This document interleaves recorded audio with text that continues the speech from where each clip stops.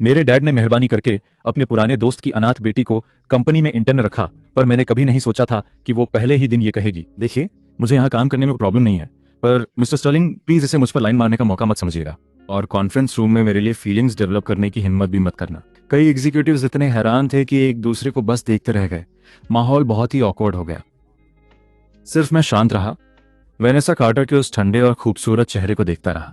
मुझे अंदर से जरा भी फर्क नहीं पड़ा, क्योंकि मैं जानता हूं वेनेसा मेरी तरह फिर से पैदा हुई है। मेरी पिछली जिंदगी में मेरे पिता अपने पुराने दोस्त की अनाथ बेटी वेनेसा को कंपनी में लाए थे, और स्टर्लिंग ग्रुप के वारिस के तौर पर मुझे पहली नजर में ही इस कूल और ब्रिलियंट लड़की से प्यार हो गया था। मैंने अपने सारे कनेक्शंस और रिसोर्सेज लगा दिए। मैंने उसे खुद बिजनेस सिखाया, उसके रास्ते की हर मुश्किल दूर की, और एक रूकी से उसे स्टर्लिंग की हिस्ट्री की सबसे यंग वाइस प्रेसिडेंट बना दिया। और वीपी बनते ही उसने सबसे पहले अपने पहले प्यार ट्रिस्टन हेल के साथ हाथ मिला लिया, जो हमारे राइवल हेल ग्रुप का वारिस था। उन दोनों ने मिलकर स्टर्लिंग के शेयर्स हड़प लिए और 3 पीढ़ियों से खड़े किए गए हमारे साम्राज्य को निगल लिया। मुझे आज भी वो बारिश वाली रात याद है। वो टेलर्ड सूट में ठीक उसी कॉन्फ्रेंस रूम में मेरे पेरेंट्स के सामने खड़ी थी और अनाउंस किया कि स्टर्लिंग बैंकरप्ट हो गया है और अब मालिक बदल रहे हैं। जाते वक्त उसकी आंखें बर्फीली थीं। बिजनेस वॉर में प्यार नहीं, सिर्फ प्रॉफिट होता है। Good bye Adrian. अब वेनेसा को फिर से उसी घमंडी अंदाज में देखकर मुझे सिर्फ नफरत होती है। मेरे मुंह से एक हंसी निकल गई। डैड, लगता है मिस कार्टर को हमारा ऑफर पसंद नहीं आया। क्यों ना हम किसी और को चुन लें? फालतू में स्पॉट वेस्ट करने का क्या फायदा? वेनेसा सन्ने रह गई, फिर घबराई। मेरा वो मतलब नहीं था, गलत मत समझना। उसे टूटते देख मैं मुस्कुराया। अगले दिन मैं अपनी रोल्स रॉयस में निकलने के लिए तैयार हुआ। बटलर ने दरवाजा खोला, पर वेनेसा पहले घुस गई। एड्रियन, मैंने कल कहा था मुझसे फ्लर्ट मत करना और मेरे करीब आने की सोचना भी मत। मैं दंग रह गया। ये मेरी गाड़ी है, मुझे कारपूलिंग की आदत नहीं है। वेनेसा ने नहीं सोचा था कि मैं बदल जाऊंगा। बाहर निकलो अभी। वो इग्नोर करती है। मैं बस राइड ले रही हूँ, क्या तुम्हारा ऐसा होना जरूरी है? उसे लगा मैं ब्लफ कर रहा हूँ, पर मेरे बैठते ही वो नफरत में बाहर निकल गई, जैसे मेरा साथ उसे बीमार कर रहा हो। वॉल्टर, चलो। जी छोटे मालिक, शुक्र है अब मैं शांति से काम कर पाऊंगा। छुट्टी के वक्त मैंने गेट पर आती जाती गाड़ियों को देखा। लगता है पिछली जिंदगी के वो खून चूसने वाले वापस आ गए हैं। जो आदमी आया है वो ट्रिस्टन हेल है, हेल ग्रुप का वारिस। वो वेनेसा के चेहरे को सहलाता है। तभी फ्लोरल शर्ट वाला एक चमचा उन्हें उकसाता है। अरे वाह वेनेसा, तुम सच में स्टर्लिंग हेडक्वार्टर्स में काम करती हो? सुना है यहाँ रेगुलर स्टाफ भी 3 साल तक परमानेंट नहीं हो पाता, और तुम एक इंटर्न होकर सीधे अंदर आ गई। जन हो रही है कि तुम्हारी ऐसी पहुंच है, अब तो तुम तरक्की करती जाओगी। सुनो सुंदरी, इस वीकेंड मिस्टर हेल का बर्थडे है। तुम्हें हमें स्टर्लिंग का वो हाई एंड प्राइवेट क्लब दिखाना ही होगा। डेनिम जैकेट वाला एक और चमचा बोलता है। हाँ हाँ बिल्कुल, मैं कब से वहां जाना चाहता था। वेनेसा, हमारे लिए सब सेट कर दो। कंपनी के रूल्स हैं, वो क्लब सिर्फ बिजनेस क्लाइंट्स के लिए है, आम लोगों के लिए नहीं। वेनेसा, ये तो गलत बात है। क्या मिस्टर हेल कोई बाहरी है? आखिर वो तुम्हारे बॉयफ्रेंड हैं। बस मिस्टर स्टर्लिंग से कह दो। जब उनकी भतीजी कहेगी तो काम कैसे नहीं होगा? वैसे भी क्या तुम स्टर्लिंग फैमिली के घर में नहीं रह रही हो? सही कहा। वेनेसा तो स्टर्लिंग मैनर में रहती है। वेनेसा खुद को शांत रखती है। उस जगह के नियम सख्त हैं, अजनबियों को अंदर आने की इजाजत नहीं है। चलो हम क्लब में ही पूछ लेते हैं। तो फिर कह रहा, ट्रिस्टन ऐसे बिहेव करता है जैसे सारे पत्ते उसी के हाथ में हो। ठीक है, मैं अंकल स्टर्लिंग से बात करूंगा, कोई प्रॉब्लम नहीं होगी। गॉर्जियस, हमें निराश मत करना। मैं ये सब चुपचाप देख रहा हूँ। मुझे ये पहले कभी क्यों नहीं दिखा? वेनेसा कितनी दोमुही औरत है। वो दूसरों के टुकड़ों पर पल रही है, फिर भी स्टर्लिंग फैमिली के घर को अपना कहती है। बिना पलक झपकाए उसे एक स्ट्रिक्ट हाउस होल्ड बताती है। अगर मैं अभी नीचे जाकर उसे एक्सपोज कर दूं तो पता नहीं क्या तमाशा होगा। अचानक मुझे कुछ याद आता है। मैं मुड़कर अपने बटलर वॉल्टर को आवाज देता हूँ। मैंने उससे आज रात की कंपनी एंट्रेंस की सर्वेलेंस फुटेज निकालने को कहा। प्लाजा के पब्लिक एरिया को कवर करने वाला हर शॉट। सबका बैकअप ले लो। अगले दिन मैं डाइनिंग रूम में अपने डैड के साथ ब्रेकफास्ट कर रहा हूँ। वेनेसा सीढ़ियों से नीचे देर से आती है। मॉर्निंग वेनेसा, आओ ब्रेकफास्ट कर लो। वेनेसा धीरे से जवाब देती है, कुर्सी खींचती है, कॉफी का एक घूंट लेती है, रुकती है और फिर कहती है, अंकल स्टर्लिंग, मुझे आपसे कुछ डिस्कस करना है। इस वीकेंड मेरे एक फ्रेंड का बर्थडे है। क्या हम पार्टी करने के लिए ग्रुप के हाई एंड क्लब का इस्तेमाल कर सकते हैं? मुझे लगभग हंसी आ गई। इस औरत की हिम्मत तो देखो। तुम्हारा मतलब स्टर्लिंग्स क्लब में पार्टी? मेरे डैड अपना मुंह पोंछते हैं। वेनेसा, वो जगह बिजनेस क्लाइंट्स के लिए है, वो कंपनी एसेट्स पर चलती है, वो भी बस कुछ घंटों के लिए। मैंने उन्हें क्रॉस कर दिया है अंकल स्टर्लिंग। वो क्लब सच में कन्वीनियंट नहीं है, वो कंपनी का एसेट है, कोई प्राइवेट वेन्यू नहीं। अभी वीकेंड आया नहीं है, तुम अपने फ्रेंड्स को पहले ही एक्सप्लेन कर सकते हो। इससे पहले कि वो बात पूरी करता, वेनेसा अपनी कॉफी रखकर अपने रूम में चली जाती है। वेनेसा, ब्रेकफास्ट नहीं करोगी? भूख नहीं है। वेनेसा, एक सेकंड रुको। वेनेसा, तुम वर्कप्लेस में अभी नहीं हो। एक्सपीरियंस बिल्ड करने के लिए ये बहुत क्रूशियल टाइम है। काम को प्रायोरिटी दो और फालतू की भीड़ से वेनेसा दूर रहो। बोलती है, अंकल स्टर्लिंग, मैं आपकी शुक्रगुजार हूं कि आपने मेरा ख्याल रखा, पर इसका मतलब ये नहीं कि आप मेरी प्राइवेट लाइफ में इंटरफेयर करें। शायद मुझे गाइडेंस चाहिए, पर लेक्चर की जरूरत नहीं है। मैं बीच में बोलता हूँ, डैड, दूसरों की किस्मत की रिस्पेक्ट कीजिए, ये सेवियर कॉम्प्लेक्स छोड़ दीजिए। आपने ही तो मुझे ये सिखाया था। वेनेसा मुझे घूरती है। एड्रियन, तुम भी मुझसे टेढ़ी बात मत करो। अमीर हो तो क्या हुआ, मैंने भी अमीरी देखी है, कुछ स्पेशल नहीं है। इस बार मैं पीछे नहीं हटूंगी। ट्रिस्टन, तुम ये भूल जाओ। अगर ऐसी बात है तो तुम क्विट क्यों नहीं कर देती? तुम्हारा सेवरेंस वही रहेगा। हम आज ही पेपर वर्क प्रोसेस कर देंगे। मैं खुद एचआर से बात कर लूंगा। ये सुनकर वेनेसा चैन से नहीं बैठ पाती। तुम्हें मुझे फायर करने का कोई हक नहीं है। अंकल स्टर्लिंग मुझे यहाँ इंटर्न की तरह लाए थे। मेरे पिता कुछ देर सोचते हैं। तुम दोनों शांत हो जाओ, जल्दी निकलो ताकि लेट ना हो जाओ। उसके जाने के बाद वेनेसा मुझे घूरते हुए गुस्से में वहां से चली गई। मेरे डैड अभी भी बहुत नरम दिल के हैं। लगता है अब खेल थोड़ा और बढ़ाना पड़ेगा। पिछली जिंदगी में मैं क्लब में धुत पड़ा था और वेनेसा ने मेरा फोन चुराकर सारे शेयर्स ट्रांसफर कर लिए थे। मुझे याद है ट्रिस्टन ने कहा था उस रात वेनेसा बहुत खूबसूरत थी। वो मुझे मिला अब तक का सबसे अच्छा तोहफा था। वो रुका, मेरी तरफ देखा और कहा, एक बर्थडे गिफ्ट। अपनी पिछली जिंदगी की उस कड़वी याद को याद करते हुए मैंने एक ठंडी आह भरी। ठीक है, इस बार बर्थडे गिफ्ट ऐसा होगा जिसे तुम दोनों हमेशा याद रखोगे। फिर मैंने डैड को कॉल किया। हे डैड, मैंने आपके और एग्जीक्यूटिव्स के लिए फ्लाइट्स बुक कर दी हैं।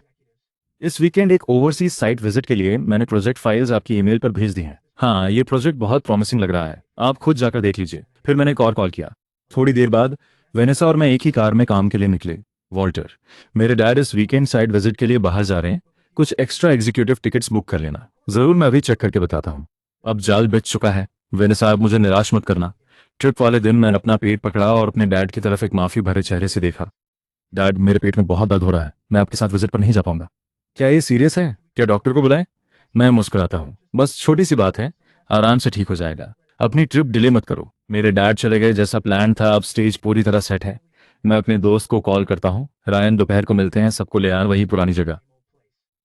एड्रियन, बाहर क्यों खाना? तुम्हारे प्राइवेट शेफ का कैंटोनीज खाना बेस्ट है। मैं चाय की एक चुस्की लेता हूँ। यहाँ बाहर ज्यादा एटमॉस्फेयर है। खाने के बाद हम मेरे ऑफिस में बात करेंगे। वो एक प्रो लेवल मीटिंग रूम है। मेरे दोस्त एक दूसरे को देखकर मुस्कुराते हैं।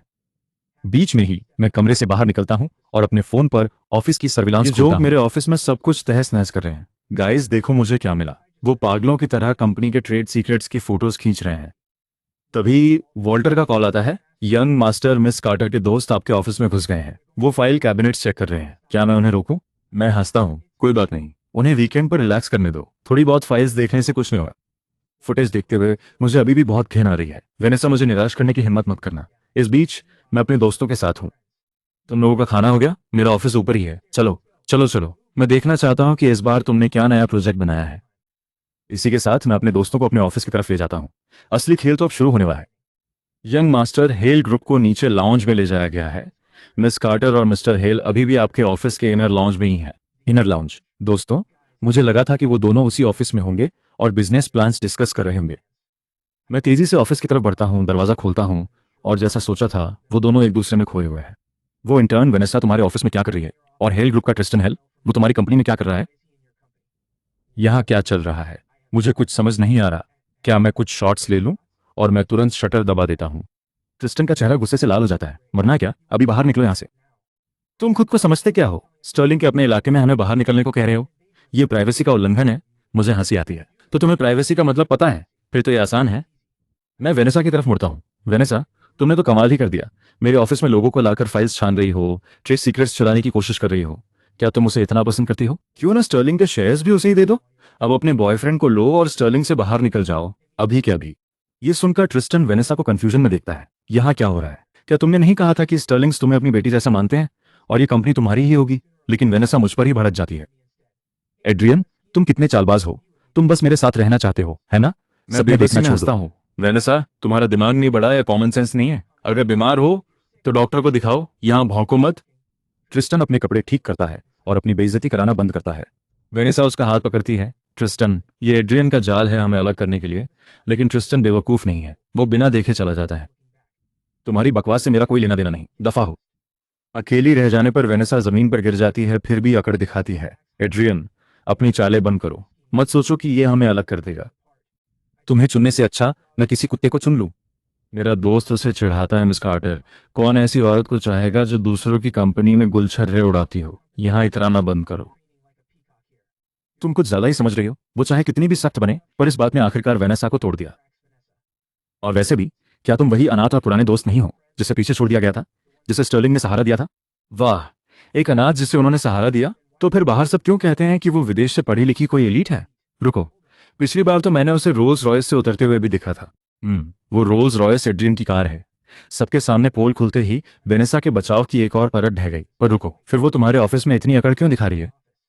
मैं एक पल के लिए चुप हो जाता हूँ। उसके पिता एक पुराने दोस्त थे जिन्होंने कभी मेरे पिता की जान बचाई थी। वो दोनों बहुत करीब थे। वो विदेश से पढ़ाई करके वापस आई और उसके पास जाने की कोई जगह नहीं थी, इसलिए मेरे पिता ने मेहरबानी करके यहाँ उसके लिए एक इंटर्नशिप का इंतजाम कर दिया।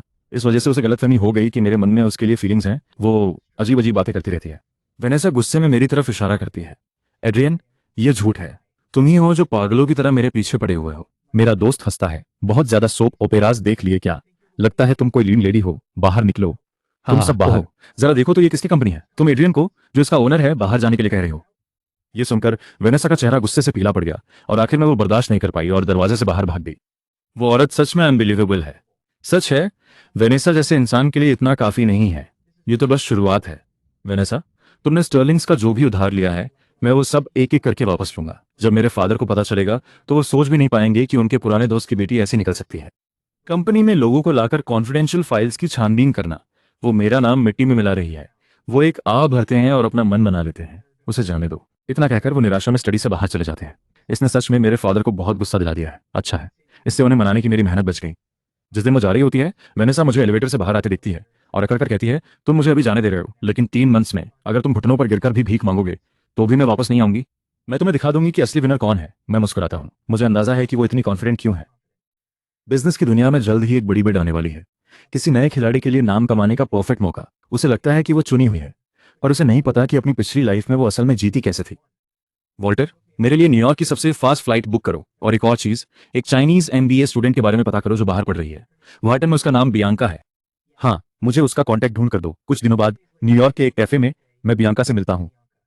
स्टर्लिंग ग्रुप का वारिस आधी दुनिया पार करके एक ऐसी एमबीए को ढूंढने आया है जिसने अभी ग्रेजुएशन भी पूरी नहीं की। तो बात क्या है? मैं सीधा पॉइंट पर आता हूँ। बियांका, एक बड़ा गवर्नमेंट कॉन्ट्रैक्ट बिड होने वाला है। मुझे कोई ऐसा चाहिए जो ये जिम्मेदारी उठा सके। वो कंपनी नहीं जिसके लिए तुमने अपनी पिछली जिंदगी में काम किया था। ये एक नई इन्वेस्टमेंट मैनेजमेंट फर्म है जिसे मैंने अभी बनाया है। पिछली जिंदगी शब्द सुनते ही वो सावधान हो जाती है। तुम्हें क्या पता है? मैं मुस्कुराता हूँ। मुझे पता है कि हमारी पिछली जिंदगी ने जिसे जीतना चाहिए था वो तुम ही थी। और तुम मुझे क्या ऑफर कर रहे हो? Startup capital, full decision making power और एक फेयर स्टेज। कोई इनसाइडर डील्स नहीं, कोई जान पहचान का चक्कर नहीं, सिर्फ मेरिट और कुछ नहीं। बियांका ने संतुष्ट होकर सिर हिलाया। डील। बिड वाले दिन बियांका और मैं वेन्यू पर साथ पहुंचते हैं। जैसे ही हम कार से बाहर निकले, हमें एंट्रेंस पर शोर सुनाई दिया। मुझे शॉर्टलिस्ट का नोटिस क्यों नहीं मिला? इवैल्यूएशन का फैसला ग्रुप में लिया गया था। जजिंग ने धांधली हुई है। पक्का किसी ने छेड़छाड़ की है। एक स्टाफ मेंबर समझाता है कि वेनेसा की क्वालिफिकेशंस वाकई इस राउंड की रिक्वायरमेंट्स के हिसाब से कम है। वेनेसा मुड़ती है। बियांका और मुझे अपनी तरफ आते देख वो हैरान हो जाती है। एड्रियन, तुम दोनों यहाँ पर क्या कर रहे हो? लेकिन उसके जैसे इंसान से उलझन की जरूरत नहीं। ये पक्का तुम हो, तुम चालबाज औरत। तुमने कोई घटिया चाल चलकर मेरा प्रोजेक्ट चुराया है। बियांका उसकी तरफ मुड़ती है। हम सबका यहाँ पुनर्जन्म हुआ है, तो अब ये मासूमियत का नाटक बंद करो। पिछली जिंदगी में अगर एड्रियन तुम्हारी हेल्प ना करता तो तुम्हारी क्वालिफिकेशंस के साथ तुम फर्स्ट स्क्रीनिंग भी पास ना कर पाती। वेनेसा को सब समझ आ जाता है। तो तुम भी रिबॉर्न हुए हो, इसीलिए तुम्हें सब पता था। ये सोचकर वेनेसा कंट्रोल खो देती है। एड्रियन, अभी भी टाइम है। उसे निकालो, मैं अब से तुम्हारे साथ रहूंगी। वो फिर अपनी इज्जत बचाने की कोशिश करती है। मैं तुम्हें मौका दे रही हूँ, सोच समझकर फैसला करो। मैं उसका हाथ झटक देता हूँ, फिर बियांका को लेकर वेन्यू में चला जाता हूँ। वो पागल है। बियांका, चलो।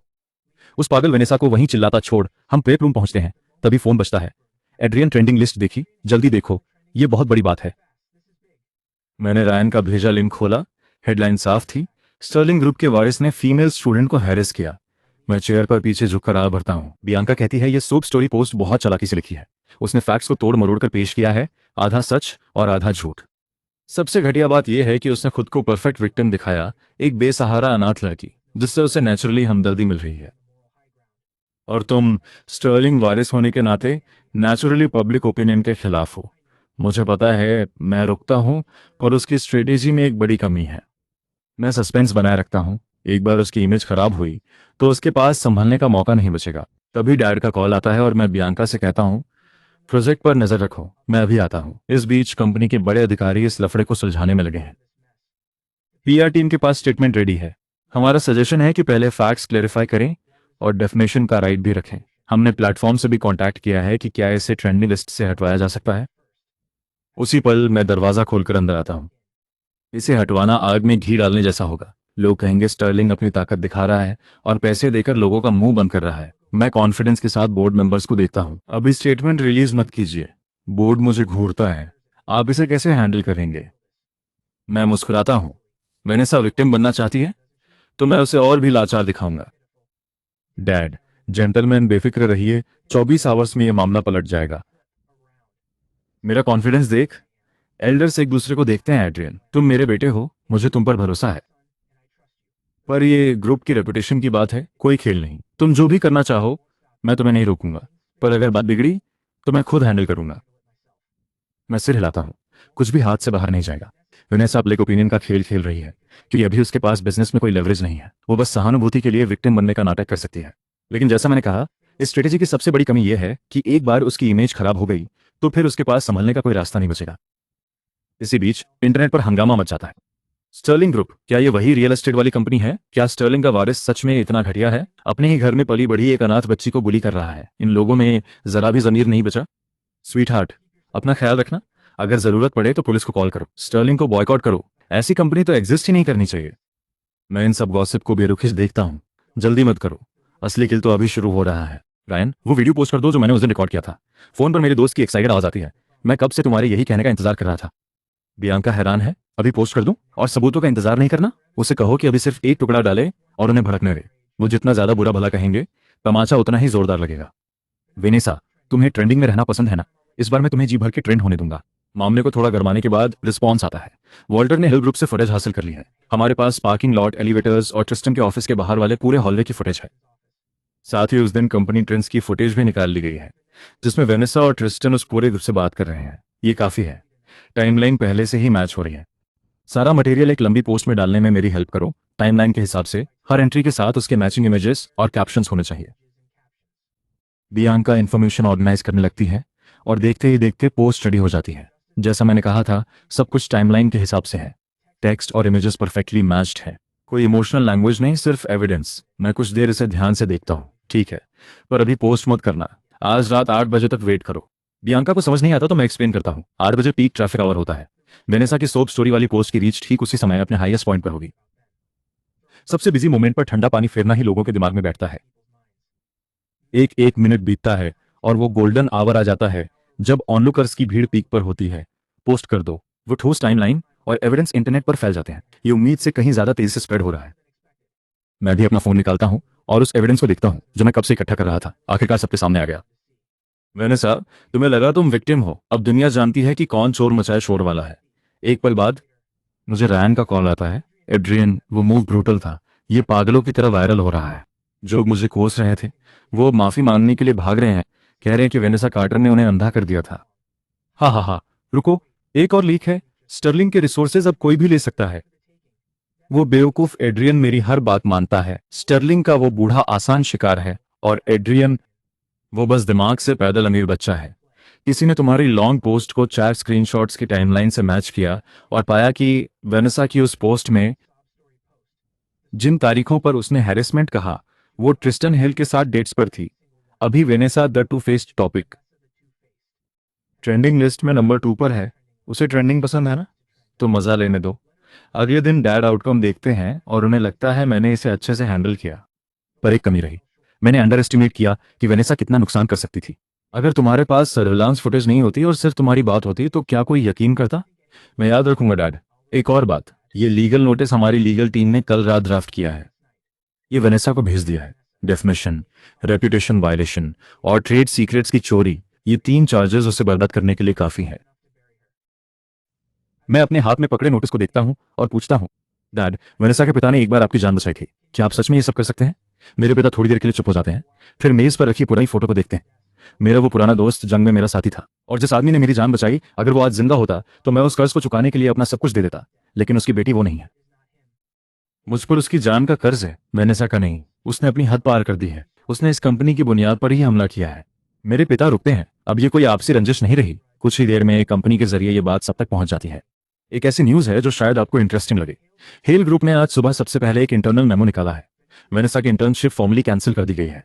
उसी वक्त हेल ग्रुप के ऑफिशियल अकाउंट से ट्रिस्टन ने एक पब्लिक स्टेटमेंट रिलीज किया। ट्रिस्टन जैसा अमीर वारिस, छोटा मोटा चक्कर एक अलग बात है, पर वो उसके लिए पूरी बिजनेस वर्ल्ड को अपने खिलाफ नहीं करेगा। एक और बात, मीडिया ने ट्रिस्टन की पिछले सालों की सभी गर्लफ्रेंड्स की लिस्ट निकाल ली है। मॉडल्स से लेकर इन्फ्लुएंसर्स और एरेसेस तक एक बहुत लंबी लिस्ट है। रिपोर्ट्स में जिक्र है कि इस वीकेंड उसकी बर्थडे पार्टी हमेशा की तरह हुई, जहां उसके साथ कोई नई लड़की थी और पूरे वक्त वेनेसा का एक बार भी नाम नहीं लिया गया। कुछ ही देर में आखिरकार उसका रिएक्शन आता है। वही है, जैसे ही मैं फोन उठाता हूं गालियों की बौछार शुरू हो जाती है। एड्रियन, आखिर तुम चाहते क्या हो? मुझे इस तरह कॉर्नर करके तुम्हें बहुत खुशी मिल रही है ना?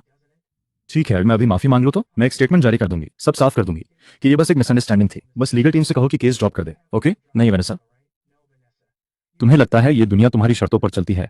जब मन किया कीचड़ उछाल दिया, जब मन किया नाम साफ कर लिया। तुम्हें लगता है सब तुम्हारी कठपुतलियां हैं? एड्रियन, वो साफ तौर पर पागल हो रही है। तुम्हारा अंजाम बहुत बुरा होगा। मैं बिना कुछ कहे फोन काट देता हूं। वेनेसा, पिछली जिंदगी में तुम क्रिस्टन के साथ हर मुश्किल से निकल गई थी। इस जिंदगी में तुम उसके लिए जंग में कूद पड़ी, उसके लिए अपने मददगार को धोखा दिया, पूरी बिजनेस वर्ल्ड को अपना दुश्मन बना लिया, और बदले में तुम्हें क्या मिला? एक ऐसा आदमी जो कहता है उसे कुछ पता ही नहीं था। ये तो बस शुरुआत है। स्टर्लिंग्स का तुम पर इससे कहीं ज्यादा कर्ज है। दूसरी तरफ वेनेसा ट्रिस्टन के पास जाती है। ट्रिस्टन, अब मेरे पास कुछ नहीं बचा। स्टर्लिंग से मुझे बाहर निकाल दिया है। इंटरनेट पर लोग मुझे गालियां दे रहे हैं और उनकी लीगल टीम मुझ पर केस करने वाली है। मेरी हेल्प करो। मैंने तुम्हारे लिए इतना कुछ किया, तुम्हें स्टर्लिंग कॉन्फिडेंशियल फाइल्स ला कर दी, तुम्हारे लिए स्टर्लिंग्स को अपना दुश्मन बनाया। तुम मुझे ऐसे नहीं छोड़ सकते। ट्रिस्टन अपनी विस्की नीचे रखता है। तुमने मेरी हेल्प की? एक बात साफ समझ लो वेनेसा, एड्रियन ने गड्ढा खोदा और तुम उसमें कूद गई। पूरी क्रू को लेकर उसका ऑफिस छान मारा और ये सब कैमरा में साफ साफ कैद हो गया। तुम्हें अंदाजा भी है कि हेल के शेयर होल्डर्स अब मुझे कैसे देखते हैं? और फिर तुम्हारे उस स्टेटमेंट का क्या मतलब था? सिर्फ दोस्त? ट्रिस्टन, हम इतने समय से साथ हैं, वो बस डैमेज कंट्रोल था। अगर मैं तुम्हारा साथ ना छोड़ूं तो क्या हेल भी तुम्हारे साथ डूब जाए? ट्रिस्टन अपनी विस्की का एक और घूंट लेता है। फिर भी तुम पूरी तरह बेकार नहीं हो। 3 मंथ्स में एक गवर्नमेंट कॉन्ट्रैक्ट की बिड है। हेल उसे हर हाल में जीतना चाहता है। तुम इतने समय तक स्टर्लिंग्स के करीब रही थी, है ना? तुम्हें उनके बिजनेस की पल पल की खबर होनी चाहिए। हेल को ये प्रोजेक्ट दिलाने में हेल्प करो और मैं तुम्हें प्रोजेक्ट डायरेक्टर की जॉब दूंगा। 7 फिगर सैलरी होगी। वेनेसा एक पल के लिए रुक जाती है। क्या तुम्हारा मतलब सच में यही है? बेशक, तुम एड्रियन को किसी से भी बेहतर जानती हो। दुश्मन को जान लो तो कभी हारोगे नहीं। चीजें ठीक करने का ये तुम्हारे पास इकलौता मौका है। वेनेसा अपने दांत पीसती है। ठीक है, मैं तुम्हारी हेल्प करूंगी। अब हुई ना बात, ये है वो वेनेसा जिसे मैं जानता हूं। एक बार फिर दोनों अपने आपसी फायदों से जुड़ गए हैं। एड्रियन, तुम्हें लगता है तुम जीत गए, असली खेल तो अब शुरू हो रहा है। दूसरी तरफ रिव्यू अगले महीने की 15 तारीख को मैं अब तक काफी क्लोज हो चुके हैं। मैंने तुम्हारे प्रपोजल का 4th वर्जन रिवाइज कर लिया है। मैंने डेटा मॉडल्स और रिस्क असेसमेंट देख लिए हैं। और एक और बात, हेल के अंदर से खबर है वेनेसा ने हिल ज्वाइन कर लिया है। उसका टाइटल प्रोजेक्ट डायरेक्टर है, जो ट्रिस्टन को रिपोर्ट कर रही है। तो ट्रिस्टन अभी भी हार नहीं मान रहा वेनेसा को ठीक इसी वक्त लाकर। साफ है वो इसी बिड के पीछे है, जैसा सोचा था। मेरे चेहरे पर कोई भाव नहीं, उसके पास अब कोई रास्ता नहीं। हेल ही इकलौती जगह है जहां वो जा सकती है। बियांका सिर हिलाती है, पर थोड़ी चिंता अभी भी है। वो हमारे बारे में बहुत कुछ जानती है। उसने कोर डेटा को कभी हाथ नहीं लगाया, पर हमारी बिजनेस स्ट्रैटेजी, हमारा नेगोशिएटिंग स्टाइल, हमारे कनेक्शंस, वो ये सब अच्छे से जानती है। मुझे पता है, इसलिए इस बार हम उसे कोई मौका नहीं देंगे। मैं उठता हूं और खिड़की के बाहर टावर्स की तरफ देखता हूं। फोन पर एक और मैसेज, हेल ग्रुप बड़ी बातें कर रहे हैं। बियांका कहती है लगता है उसने ट्रिस्टन से हाथ मिला लिया है, बिडिंग में तुमसे लड़ने को तैयार। मैं कहता हूं उसे बड़ी बातें पसंद है, तो फिर मैं उसे अपनी आंखों से देखने दूंगा कि विनर टेक्स ऑल का असली मतलब क्या होता है। वेनेसा, मेरी पिछली जिंदगी में मेरे कनेक्शन से तुम्हें प्रोजेक्ट मिला और तुम आगे बढ़े। तुम्हारी औकात शहर छोड़ने की भी नहीं है। तुम्हें लगता है हेल का साथ गेम पलट देगा? इस दुनिया का बस एक ही रूल है, विनर टेक्स ऑल। तुमने कहा खेल अब शुरू हुआ है तो मैं आखिर तक खेलूंगा। अभी मैं एक खास आदमी का इंतजार कर रहा हूं, यंग मास्टर। वो आदमी मिल गया जिसके बारे में आपने पूछा था। विंस कार्टर, वेनेसा के पिता के बाद ये चाचा ही उसका करीबी रिश्तेदार था। पिछले कुछ सालों से वो साउथ वेस्टर्न बॉर्डर के पास ही भटक कभी कभार काम करता है, पर ज्यादातर वक्त जुए में ही बिताता है। जब वेनेसा बाहर पड़ रही थी, उस मुश्किल दौर में भी इस चाचा ने एक बार भी उसे फोन नहीं किया। वॉल्टर रुकता है, पर जब मैंने उसे ढूंढा, वो महाजोंग पार्लर के बाहर दुबका बैठा था। जैसे उसने सुना कि उसकी भतीजी स्टर्लिंग ग्रुप में है, उसकी आंखों में फिक्र नहीं, लालच था। उसे लगा होगा कि वेनेसा अब ऊंचाइयों पर है और वो उसका चाचा अपना हिस्सा बटोर लेगा। वॉल्टर की खबर से मेरा मूड अच्छा हो गया। उसे लाओ। उसे कहो कि उसकी भतीजी को अपने चाचा की जरूरत है, समझे? इससे वेनेसा की एक और कमजोरी हाथ लगेगी जिसे संभालना उसके लिए मुश्किल होगा। अगले दिन वॉल्टर एक फटे हाल आदमी को स्टर्लिंग एस्टेट लाता है। तो आप ही स्टर्लिंग्स के छोटे मालिक हैं? मेरा नाम विंस कार्टर है। मैं वेनेसा का चाचा हूँ। उसके पिता जल्दी चल बसे थे, तो चाचा होने के नाते मैं ही उसका सबसे करीबी बड़ा हूँ। सुना है आपके परिवार ने मेरी भतीजी को रखा है। उसे काम और रहने की जगह दी। मैं तो बस एक मामूली सा चाचा हूँ, बस उसे देखने चला आया। और आपको पर्सनली थैंक यू कहने। मैं एक सलीके भरी मुस्कान देता हूँ। तो आप वेनेसा के चाचा हैं? वेनेसा ने कुछ वक्त कंपनी में इंटर्न किया था, बस फिर वो चली गई। उसकी मुस्कान जम गई। कहाँ गई वो खुद उससे पूछे। वो भड़क गया। आपकी फैमिली उसे रखने और कंपनी में काम देने को तैयार थी, फिर उसे निकाला कैसे? अकेली लड़की बाहर, कितना अनसेफ है ना। मरते वक्त पिता ने मुझे सौंपा। चाचा होने के नाते मैं चुप नहीं बैठ सकता। मैं मासूम बनता हूँ। डिटेल्स उससे पूछिए। हमने उसे नॉर्मल प्रोसेस से जाने दिया। सेफ्टी इश्यू नहीं है, बस। मैं रुका। बस क्या? जहां तक मुझे पता है उसने जॉब नहीं ढूंढी। वो अपने बॉयफ्रेंड के साथ रहने लगी है। बॉयफ्रेंड? कैसा बॉयफ्रेंड? उसका बाप तो मर चुका है, तो जब उसकी शादी की बात आएगी तो मैं उसका चाचा ही आखिरी फैसला लूंगा। किस आवारा की इतनी हिम्मत कि मेरी भतीजी पर हाथ डालने की जरूरत करे। मुझे वहां ले चलो। मैंने दिखावे के लिए बस एक बेबस आधारी। वॉल्टर, गाड़ी निकालो। वेनेसा, अब स्टर्लिंग्स का कर्ज चुकाने का वक्त आ गया है। फिर चाचा और मैं शहर के बाहरी इलाके में एक प्राइवेट विला की ओर निकल पड़े। रास्ते में मैंने सड़क के किनारे से एक काम चलाओ गोल्फ क्लब उठा लिया। तुमने ये गोल्फ क्लब क्यों पकड़ा है? रास्ता खराब है, मैं इसे लाठी की तरह इस्तेमाल करूंगा, मैंने जवाब दिया। जैसे ही हम विला में घुसे, प्रेमियों की आवाजें आने लगी। तभी इत्तेफाक से मेरे हाथ से गोल्फ क्लब गिर गया और चाचा ने झट से वही चीज उठा ली जो मुझसे गिरी थी। उस चुभने वाली हंसी का पीछा करते हुए वो दरवाजे तक गया। जैसे ही उसने उसे धक्का देकर खोला, बिस्तर पर लेटी औरत के होश उड़ गए।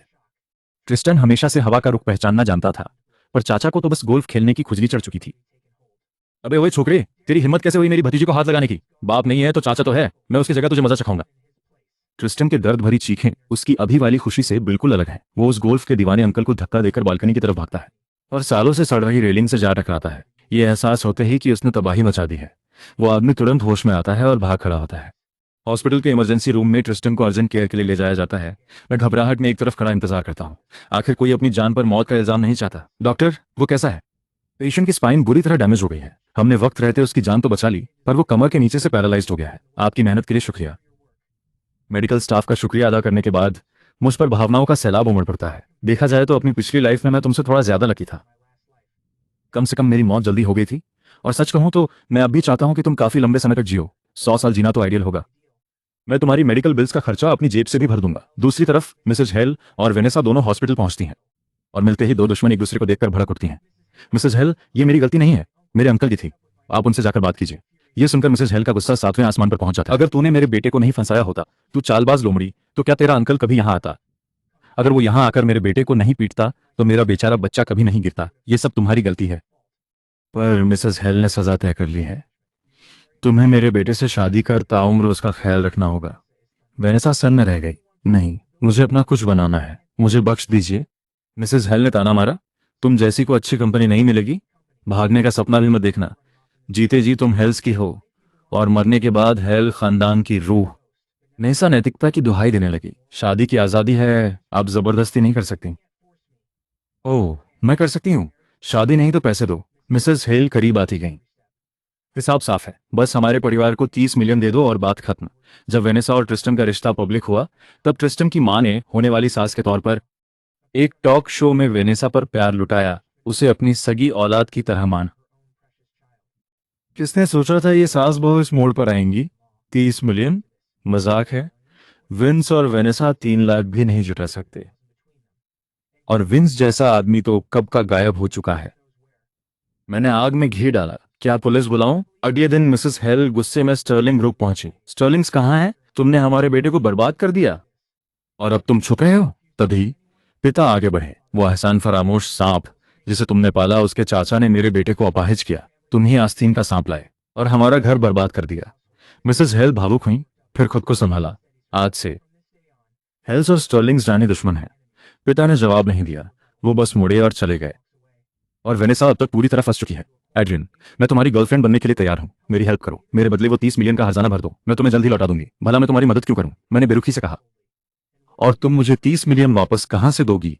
सपनों में या फिर धोखाधड़ी करके? वेनेसा टूटने लगती है। सिर्फ तुम ही कर सकते हो, सिर्फ तुम ही। तुम अभी भी भाव खा रहे हो, है ना? आखिर तुम मुझसे इतना प्यार जो करते हो, पिछली जिंदगी में तुमने और ट्रिस्टन ने मिलकर स्टर्लिंग को डुबोया और मेरे पूरे परिवार को मौत के मुंह में धकेल दिया, और फिर भी तुम उम्मीद करती हो कि मैं तुम्हारी मदद करूं। आखिरकार वेनेसा को सब समझ आ जाता है। मुझे पता था, कंपनी में मेरे पहले दिन तुम्हारे रिएक्शन से ही मुझे पता चल गया था। जब तुम्हारा भी पुनर्जन्म हुआ है तो हमें और भी ज्यादा साथ मिलकर काम करना चाहिए। हाथ मिला लो, पुरानी सारी बातें भूल जाओ, जो कुछ भी पहले हुआ था उसे पूरी तरह भूल जाओ और साथ में एक अच्छी जिंदगी बिताते हैं। ये सुनकर मुझे सच में समझ नहीं आ रहा कि उसके दिमाग में चल क्या रहा है। क्या तुम्हें वाकई लगता है कि ये मुमकिन है? मुझसे गलती हो गई, वो सब ट्रिस्टन का ही आइडिया था। और तुम्हारा भी तो पुनर्जन्म हुआ है ना? चलो दिखावा करते हैं कि ऐसा कुछ हुआ ही नहीं। चलो फिर से शुरुआत करते हैं, ठीक है? लेकिन जाहिर है ये तो किसी भी हाल में मुमकिन ही नहीं है। एड्रियन, तो मैंने पास्ट लाइफ में स्टर्लिंग को गिराया था, तो क्या तुम अभी जिंदा और ठीक हो ना? क्या हम इसे भुला नहीं सकते? भुला दें? वेनेसा, कुछ चीजें ऐसी हैं जिन्हें तुम 10 जन्मों में भी नहीं भुला सकती। स्टर्लिंग्स का तुम पर जो कर्ज है वो बस एक लेट्स स्टार्ट ओवर से नहीं मिटेगा। आने वाले दिनों में तुम इसे पाई पाई करके चुकाओगी। प्रोजेक्ट रिव्यू का दिन आ गया और बियांका और मैं फाइनल बैटल के लिए तैयार हैं। सच कहूं तो मैं थोड़ा नर्वस हूं। रिलैक्स। पिछली जिंदगी में वेनेसा ने तुम्हें दबाकर रखा था, इसलिए नहीं कि तुम्हें टैलेंट की कमी थी, बल्कि इसलिए क्योंकि उसके पीछे स्टर्लिंग के रिसोर्सेज और कनेक्शंस थे। इस जिंदगी में वैसी कोई रुकावट नहीं है, बस वैसे ही परफॉर्म करो जैसे तुम हमेशा करती हो। और हुआ भी वही। बियांका के टैलेंट ने स्टर्लिंग का प्रपोजल और जजेस का यूनानिमस अप्रूवल जीत लिया। तभी हेल की प्रोजेक्ट डायरेक्टर वेनेसा अचानक अपनी जगह से खड़ी हो गई। पैनल के मेंबर्स, प्रेजेंटेशन शुरू होने से पहले मैं पहले कुछ सप्लीमेंट्री मटेरियल सबमिट करना चाहूंगी। वेनेसा वही प्लान फॉलो कर रही है जो ट्रिस्टन के पैरालिसिस से पहले बना था। यह स्टर्लिंग इन्वेस्टमेंट मैनेजमेंट से जुड़ा है और उनके सस्पेक्टेड मिसकंडक्ट के बारे में है। इस बिडिंग प्रोजेक्ट में ये रहे relevant evidence. Please panel members एक बार देख लीजिए। ये सुनते ही पूरे कमरे में शोर मच गया। डायरेक्टर कार्टर, आपने जो मटेरियल दिया है वो इशारा करता है कि स्टर्लिंग इन्वेस्टमेंट मैनेजमेंट ने ब्राइबरी की है क्वालिफिकेशन रिव्यू के दौरान। क्या आपको यकीन है कि यह सबूत कानूनी तौर पर मिला है? बिल्कुल सही। सोर्स पूरी तरह लीगल है। ये रिकॉर्डिंग प्रॉपर चैनल्स के जरिए मिली है। मैं डॉक्यूमेंट उठाता हूं और रिकॉर्डिंग साइट्स पर एक नजर डालता हूं। ये बस बियांका और मेरे बीच की बात है। हम कंफर्म कर रहे थे कि पैनल के रिलेशंस ठीक हुए या नहीं। डायरेक्टर कार्टर, आपने जो सबूत दिए हैं वो वाकई जेन्युइन है, लेकिन क्या आपने इसका एक हिस्सा छोड़ नहीं दिया? पैनल के मेंबर्स, जब मैंने पैनल चेयर को बियांका रिकमेंड की थी तो मैंने तुरंत ही एक लाइन और जोड़ दी थी, लेकिन सब कुछ रिव्यू क्राइटेरिया के हिसाब से ही होना चाहिए। मुझे बियांका की एबिलिटी पर पूरा भरोसा है। जब मैंने कहा कि सब अरेंज हो गया है तो मेरा मतलब था कि बियांका की सारी डिग्री सर्टिफिकेट्स, वर्क हिस्ट्री और प्रोजेक्ट एक्सपीरियंस के नोटराइज्ड रिकॉर्ड सबमिट हो चुके हैं। इन 2 सेगमेंट्स को जानबूझकर क्लिप करके तोड़ा मरोड़ा गया ताकि इस रिव्यू में हंगामा खड़ा किया जा सके और प्रोसेस में रुकावट डाली जा सके। मैं गवाह हूं। ये रही पूरी रिकॉर्डिंग और ईमेल रिकॉर्ड जब मिस्टर स्टर्लिंग ने बियांका रिकमेंड की थी। प्लीज इसे वेरीफाई कीजिए। ये सुनकर वेनेसा का चेहरा काला पड़ गया। ये तो बिल्कुल नामुमकिन है। तुमने ये सब आखिर कब तैयार कर लिया? वेनेसा, जिस दिन तुमने स्टर्लिंग छोड़ा उसी दिन से। तुम्हें लगा मुझे पता नहीं चलेगा कि तुम हिल गई हो। तुम्हें लगा मुझे नहीं पता कि ट्रिस्टन का मकसद स्टर्लिंग को बर्बाद करना था। तुम्हें क्या लगा मुझे अंदाजा नहीं था कि पिछली जिंदगी में तुम रिव्यू के दौरान कुछ करोगी? तुमने स्टर्लिंग की फाइल्स चुराने के लिए यही टैक्टिक्स यूज की थी ताकि ट्रिस्टन हमें हरा सके। इस बार क्या तुम्हें लगा कि मैं तुम्हें फिर से वही मौका दूंगा? इस बात को ध्यान में रखते हुए कि हेल ग्रुप ने रिव्यू के दौरान प्रोसेस की फेयरनेस को बिगाड़ने के लिए जानबूझकर गलत सबूत पेश किए हैं। रिव्यू रूल्स के मुताबिक मैं हेल ग्रुप को इस बिड से डिस्क्वालीफाई करता हूं और ट्रिस्टन, जो कमर के नीचे से पैरालाइज्ड है, उसके पास वहां से निकलने के अलावा कोई रास्ता नहीं है। वेनेसा मुझे नफरत से देखती है पर मैं उसे इग्नोर करता हूं और बियांका को फाइनल डिफेंस देने का सिग्नल देता हूं। Thank you members of the panel. अब मैं फॉर्मली फाइनल प्रपोजल प्रेजेंट करूंगी स्टर्लिंग इन्वेस्टमेंट मैनेजमेंट की तरफ से। आखिरकार बियांका स्टर्लिंग ग्रुप को भारी मार्जिन से बिड में फर्स्ट प्लेस दिलाती है। वेनेसा, पिछली जिंदगी में तुमने ये प्रोजेक्ट मेरे कनेक्शन से जीता था। इस बार कोई बैकरूम डील्स नहीं है, यहाँ सिर्फ मेरिट बोलता है। ये जीत एकदम साफ और ईमानदारी की है। बिजनेस वर्ल्ड असल में ऐसा ही होना चाहिए। कुछ समय बाद वेनेसा को अपना कर्ज चुकाने का एक नया रास्ता मिल जाता है। मिस कार्टर, मैंने सुना है कि आप पहले स्टर्लिंग में थी, वो तो बहुत बड़ी कंपनी है, फिर आपकी ऐसी हालत कैसे हो गई? वेनेसा नखरे दिखाते हुए कहती है, मिस्टर कैलवे, पुरानी बातों को छोड़िए ना, उस प्रोजेक्ट के बारे में बताइए जो आपने मेंशन किया था। वो प्रोजेक्ट आसान है, बहुत आसान है। मिस कार्टर, आप जैसी ब्यूटी को तो कोई भी प्रोजेक्ट मिल सकता है, बस ये इस पर डिपेंड करता है कि आप साथ देना जानती हैं या नहीं। वेनेसा बेमन से ड्रिंक पी लेती है पर ज्यादा देर झेल नहीं पाती और घबराकर वहां से भाग जाती है। जैसे ही वो चैन की सांस लेती है वो मुझे और बियांका को सामने वाले प्राइवेट रूम से बाहर निकलते हुए देखती है। तुम मेरा पीछा कर रही हो? पर बियांका बस आह भरती है, तुम्हें सच में पहले किसी डॉक्टर को दिखाना चाहिए। वेनेसा भड़क जाती है, डॉक्टर दिखाऊं? वो पागलों की तरह अपना बैग हमारी तरफ फेंकती है पर हम आसानी से बच जाते हैं। बियांका, ये सब तुम्हारी वजह से हो रहा है। तुमने मेरा प्रोजेक्ट छीना, तुमने मेरी जिंदगी छीन ली। शोर सुनकर दूसरे रूम से मेहमान ये देखने के लिए बाहर झांकने लगते हैं कि क्या हो रहा है। उनमें से कोई बियांका को पहचान लेता है। बियांका, ये सच में बियांका है, मैंने आपको फाइनेंस मैगजीन्स में देखा है। मिस बियांका, क्या हमें एक फोटो मिल सकती है? हमारी पूरी कंपनी में आपके बिजनेस केसेस की स्टडी की जाती है। देखते ही देखते बिजनेस वर्ल्ड के चाहने वालों की भीड़ बियांका को घेर लेती है। वो सबके अट्रैक्शन का सेंटर बन जाती है। अपने सामने ये नजारा देखकर वेनेसा अपनी पुरानी जिंदगी के बारे में सोचने लगती है। इसमें इतना इंप्रेसिव क्या है? वो बस प्रोजेक्ट्स चलाती है ना? जैसे किसी और ने कभी कामयाबी ना देखी हो। दफा हो जाओ तुम सब। अब जाकर दूसरों ने ध्यान दिया है वैसा। ये कौन है? कोई पागल? ये बात सुनकर वेनेसा फिर से भड़क जाती है। मैं बिजनेस वर्ल्ड की एक लेजेंड हूं, तुम सब तो बस कचरा हो। गुस्से में वेनेसा को किसी ने धक्का देकर जमीन पर गिरा दिया। उस भीड़ को देखते हुए जिसका वो अब हिस्सा नहीं थी, वेनेसा ने हार मान ली। चलो चले, क्लब स्टाफ इसे संभाल लेगा। सब चले जाते हैं और वेनेसा अकेली वहीं बहुत देर तक खड़ी रहती है। कुछ समय बाद मैं एक नर्सिंग होम पहुंचता हूं। मिस्टर स्टर्लिंग, आप फिर से मिस्टर हिल से मिलने आए हैं। मिस्टर हिल की तबीयत में सुधार है और जाहिर है इसका श्रेय आपके इंतजामों को जाता है। जैसे ही वार्ड का दरवाजा खुलता है, एक तेज बदबू आती है। ट्रिस्टन बिस्तर पर पड़ा है, बेहाल हालत में। उसकी पुरानी शान का नामो निशान नहीं है। माफी चाहता हूं मिस्टर स्टर्लिंग। पिछले कुछ दिनों से हम बिजी थे और मिस्टर हेल को नहलाना भूल गए। मैं अभी किसी को भेजता हूं। कोई बात नहीं, मैं जानता हूं यहाँ चीजें मुश्किल हैं। डायरेक्टर राहत की सांस लेता है। मिस्टर स्टर्लिंग कितने नेक हैं। अब तो उनके माँ बाप भी नहीं आते, फिर भी मिस्टर स्टर्लिंग ने अपनी जेब से पैसे देकर उन्हें यहाँ भर्ती कराया। वाकई एक दरियादिल इंसान। मन ही मन में मुस्कुरा रहा हूं। अगर मुझे ये नहीं पता होता कि ये जगह सिर्फ पैसे लेती है और कुछ नहीं करती, बस जिंदा रखने की गारंटी देती है, अच्छी जिंदगी की नहीं, तो मैं ट्रिस्टन को यहाँ क्यों भेजता। और एक दूसरे वार्ड में मैंने वेनेसा के रहने का इंतजाम किया है। मिस कार्टर के अपने होम टाउन लौटने के बाद वो बिल्कुल अकेली थी, कोई सहारा नहीं था। जल्द ही वो बहुत बीमार पड़ गई और उनकी देखभाल करने वाला कोई नहीं था। जब उन्हें यहाँ लाया गया तब तक काफी देर। डॉक्टर का कहना है कि उनकी बीमारी लेट स्टेज पर थी। Good bye Vanessa. हमारी पिछली जिंदगी में तुम स्टर्लिंग के बोर्डरूम में खड़ी थी और मेरे पेरेंट्स की आंखों के सामने स्टर्लिंग को बैंकरप्ट डिक्लेयर किया था, जैसे कोई वसीयत पढ़ रहा हो। तुमने कहा था कि बिजनेस में प्यार नहीं, सिर्फ प्रॉफिट होता है। इस जिंदगी में प्रॉफिट खर्च हो चुका है, प्यार खत्म हो गया है और अब बस ये वार्ड बचा है। जैसी करनी वैसी भरनी, तुम इसी के लायक हो। 1 महीने बाद business leader of the year awards में होस्ट टॉप बिजनेस लीडर को बुलाते हैं। मिस बियांका स्टेज पर आकर कुछ कहिए। तालियों के बीच बियांका स्टेज पर आती है। जजेस, मेरी टीम और मेरे पार्टनर का शुक्रिया। वो रुकती है। मैं अपने पार्टनर मिस्टर एड्रियन स्टर्लिंग को शादी के लिए प्रपोज करना चाहती हूँ। अचानक बियांका मेरी तरफ बढ़ती है और मैं हैरान रह जाता हूँ। आज रात मर्जर प्रपोजल देखते हैं।